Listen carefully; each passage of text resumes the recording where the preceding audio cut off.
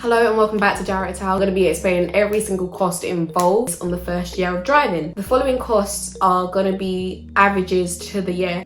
So these costs are going to be what you would face in the first year of driving, or what the average person may face. Let's start with the financing the car versus outright debate. I personally would recommend to buy a car outright.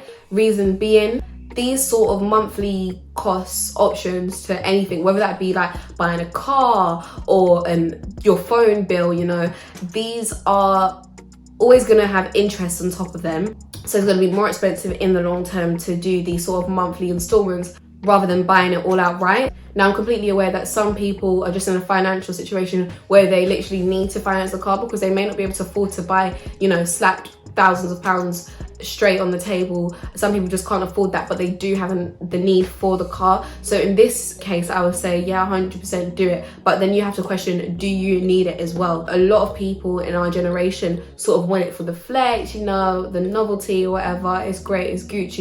But is the flex really worth spending £400 a month?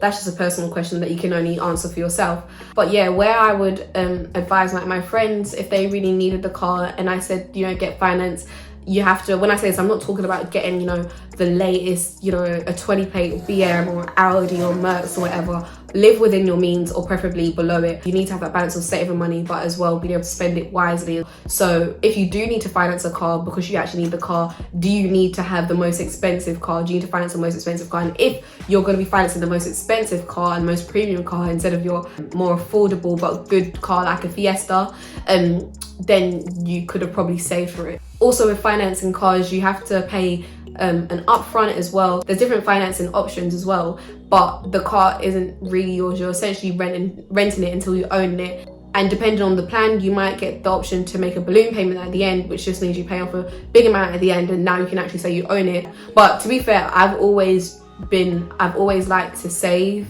for like big amounts and reduce my monthly outgoings.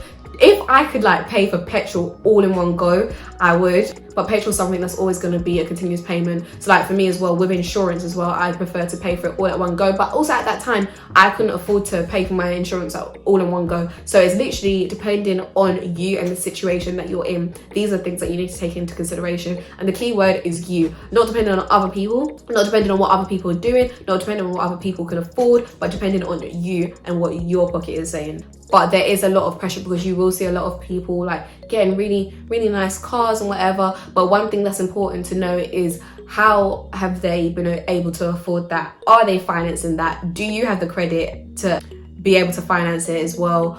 But when you are comparing yourself to other people, because comparison is very common, when you're comparing yourself to others, also make sure that you're comparing yourself accurately. And what I mean by this is, are their parents paying for their car? How did they afford that car? By which means was it that they was able to afford the car? Are you willing to go to those means as well? Yeah, all those sort of things. Also, last one on financing, a lot of families get that because obviously right now we might not have as many costs to pay for as we're quite young, but as people get into parenthood and having a family to provide for, they may not have the spare £5,000 cash or whatever to be able to afford that. So they just need to finance it so that they can spread their costs around. There's pros and cons to both, but if you're just getting into driving because it's a choice rather than a necessity, then I would say save for it. It's good habits, forms good habits. Manual versus automatic. I would get a manual license, which I know I've already addressed, but I would buy an automatic car. If I was looking back, I currently drive a manual car,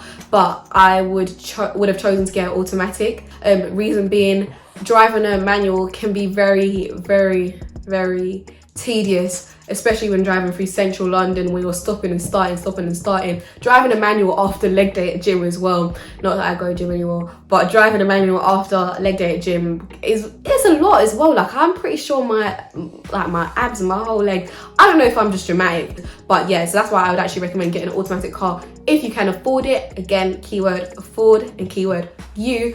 I would recommend getting an automatic because it's just easier to drive, but still get a manual license.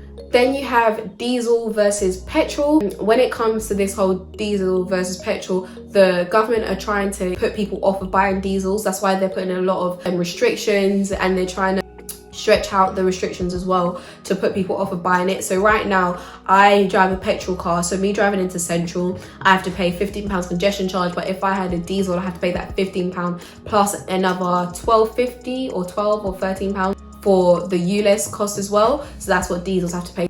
Now I'm going to get into the actual costs of the car, from buying it, maintaining it, parking tickets, blah blah blah blah blah. Cool. So according to Money Supermarket, the average person in the UK spends around £4,000 on their first car, and then I'd say around £2,000 for insurance. Your first year insurance is going to be the most expensive because basically no one trusts you on the road, so you know they're gonna charge you a lot. Also, I remember someone saying get a burner car, which I completely agree with, because, and the reason why they say this is, imagine spending or financing a car for like £400 a month and spending £2,000 up front for a 20 plate car to scratch it because you don't actually know how to drive properly. That's another thing that my mum used to say, and is very true. Driving lessons don't actually teach you how to drive, they teach you how to pass your test. And the reason why people say this is because in your driving lessons, you're often going to be going on a morning in the daytime, you've got your learner plates on, so you don't actually get a very accurate representation of what driving on the real road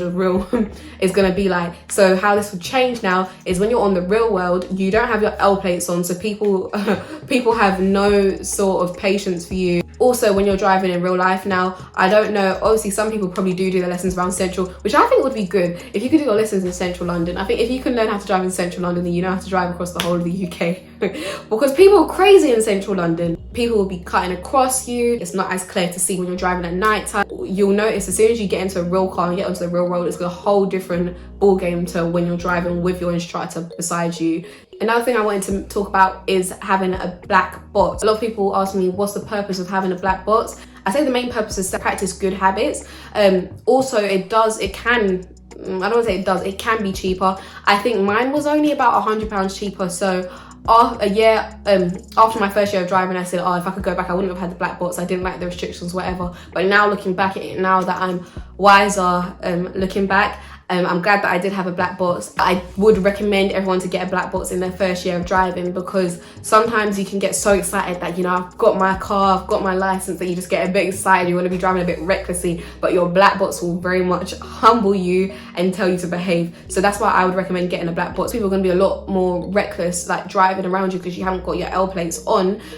You need to learn how to drive properly within speed limits, all of that. In this example, I've spent £4,000 on the car and about £2,000 on insurance. Another thing that you want to do, another thing that you have to do, so you have to tax your car. Some cars tax is about £30 and some is about £145. My car, which is a Fiesta, I paid £145 for my tax. Very important to tax your car. You'll also want to get your car serviced, which is about another £100, which you do at the garage. And you want to get your MOT. Servicing a car is optional, because that just means that they're looking, this is how they check for like different problems with the car, all that jazz. And MOT is legal, so you have to have your car MOT'd. With the tax, it's a yearly cost as well. I didn't actually realize that my tax expired this year, so I was just, driving and like leisurely, whatever, and then I got a letter saying, hey babe, you kind of owe us money. I was like, oh, you mean? And it was like, yeah. But they didn't charge me for, I did have a charge. I think it was an extra £90 that I had to pay or something like that. But this is very recent. It's very poor that I don't actually remember this. But I had to pay an extra cost because I hadn't done it that time. And then I had to pay also for the time that I should have paid. And I actually found out that if I had been caught driving without tax, then I could have been charged anywhere from like £100 to £500 fine as well. So I'm grateful that I didn't. But yeah, set reminders in your phone so that you know to get that done on a yearly basis. Petrol's another one of those costs that I'd like to say sort of like sneak up on you, just like the driving lessons as well, because petrol, you don't pay for it all in one go. You pay it as you're going along. You don't realize how much you're actually spending. So on that note as well, I want to say, be very considerate of other people. And that's why for me, I feel like the most valuable, especially at that time, the most valuable thing anyone could buy me or give me is like, Amber, if my brothers be like, Amber, do you want me to fill up your car, or do you want me to pay for your petrol this week? I was on cloud now with my baby. That was the best thing that could happen to me. But yeah, so petrol, I say it costs about £1,200 for the year. Reason being is I spent an average of £20 petrol per week. This covered me for my drives to sixth form, there and back, for 5 days a week. Then there is maintenance, which is just all the costs that you can't exactly predict, but you need to be prepared for. So when I say maintenance, I know, for example, I need to get my battery changed, which costs £90. Parking tickets. Within my first 3 years of driving, I know I spent about £500 on parking tickets, but I have got a lot better. I don't really get parking tickets anymore. My problem now is I get a lot of bus lane tickets, but I'm working on it, work in progress. Breakdown cover. My breakdown cover for my first year was with AA, and I think it was about £120, which was a lot of money, but I didn't realize it was a lot of money because I didn't have the other things to compare it to. But now my breakdown cover is about £45 or £30. I think it might be about £30 as well. So breakdown cover varies. So yeah, now you understand what people mean when they say driving is expensive. This is what they mean. For me, I know it costs a lot less because my car costs a lot less. So I'd say maybe I spent around 6,000 from provisional to 6,000. No, it couldn't have been. Maybe I spent 5,000. 2,000 insurance. Okay, yeah, for me, I think I probably spent about 5,000 to 5,500 in my first year. Now I'm just going to do some sort of general takeaways and things to think about to see if you are ready to start this journey, if you'll pardon the pun.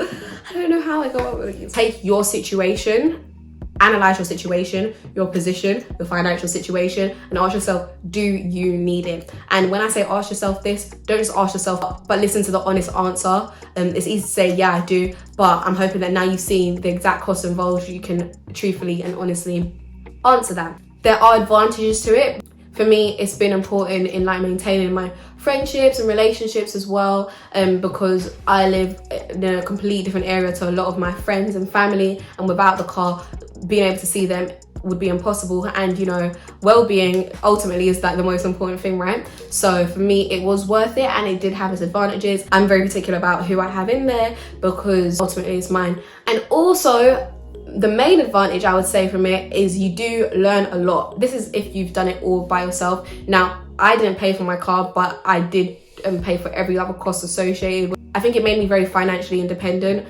and I think I learned a lot financially as well, because I did struggle at first because of how much that I was earning at that time in proportion to how much the car was costing. The figures just weren't they weren't supporting each other. It did teach me how to like budget, and it taught me a lot about necessities. And like I know for myself as well, I remember I said to myself, I'm going to spend £50 a month on myself, whether that's just like getting clothes or something like that. A lot of my budgeting today has stemmed from that experience, and I'm not gonna say it's nothing like, well, it's not nothing like, it's nowhere near as consuming as being a parent, but in a sense it's like you do get a sense of sort of ownership and parenthood and responsibility. That's the word I'm looking for, responsibility. And because I knew that I was responsible if the car broke down, I was responsible for getting it back up, I was responsible for paying for it, I was responsible for it's just good to have that financial responsibility. You do learn a lot from paying for things yourself. I know a lot of people are fortunate enough for their parents to pay for their things, which is great as well,